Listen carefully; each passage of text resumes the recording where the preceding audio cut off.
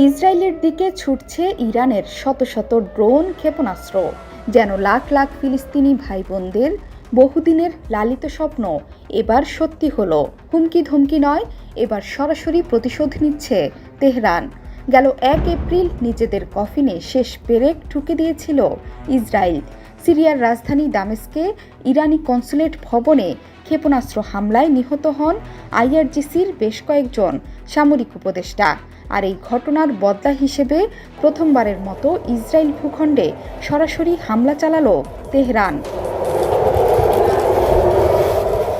স্থানীয় সময় শনিবার তেল আবিব, পশ্চিম জেরুজালেম সহ ইসরায়েল জুড়ে শোনা গেছে বিস্ফোরণের শব্দ।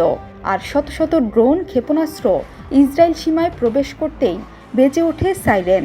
ভয়ে জীর্ণশীর্ণ হয়ে ওঠে ইসরায়েলের ইহুদি বাসিন্দারা।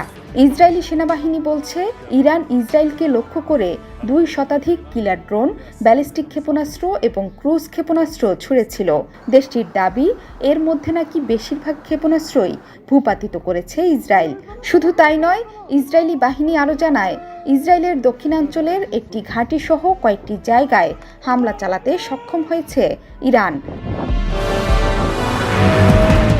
ইসরায়েলি সেনাবাহিনীর মুখপাত্র ড্যানিয়েল হ্যাগেরি বলেছেন, এতে আহত হয়েছে একজন, ক্ষয়ক্ষতি হয়েছে সেখানকার অবকাঠামোগুলোর। যদিও কোনো প্রাণহানির খবর পাওয়া যায়নি। বোমা হামলা থেকে বাঁচতে নিরাপদ আশ্রয় কেন্দ্রগুলোর কাছাকাছি থাকার ব্যাপারে স্থানীয়দের নির্দেশ দিয়েছিল ইসরায়েলের হোম ফ্রন্ট কমান্ড। যদিও শনিবার সে আদেশ প্রত্যাহার করা হয়েছিল। হামলার পর জাতিসংঘ ইরানের মিশন বলছে, সিরিয়ায় ইরানি কনসুলেটে অভিযানের জবাব দেওয়া শেষ হয়েছে বলে মনে করছে তারা। ইসরায়েল যদি আবারও ভুল করে, তবে কঠোরভাবে জবাব দেওয়া হবে বলে হুঁশিয়ারি দিয়েছে ইরান। এই হামলা নিয়ে জরুরি বৈঠক ডেকেছে জাতিসংঘ নিরাপত্তা পরিষদও।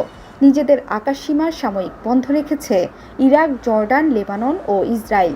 ফ্লাইট চলাচল স্থগিত রেখেছে কয়েকটি বিমান সংস্থা। ইসরায়েলি বাহিনীর মুখপাত্র ড্যানিয়েল হ্যাগারি বলেছেন, ইরান 2 শতাধিক কিলার ড্রোন, ক্রুজ ক্ষেপণাস্ত্র ও ব্যালিস্টিক ক্ষেপণাস্ত্রের বিশাল ঝাঁক পাঠিয়েছে।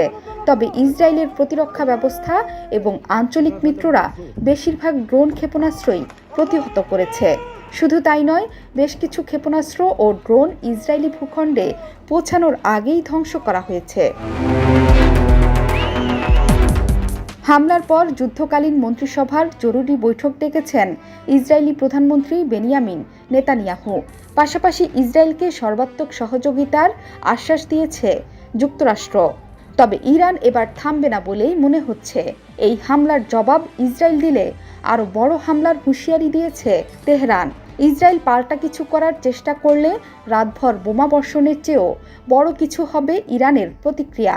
শুধু তাই নয়, ইসরায়েলকে সমর্থন দিলে যুক্তরাষ্ট্রের ঘাঁটিগুলোকেও লক্ষ্যবস্তুতে পরিণত করবে তেহরান। জোহরা চৌধুরী সেতু, ৭১।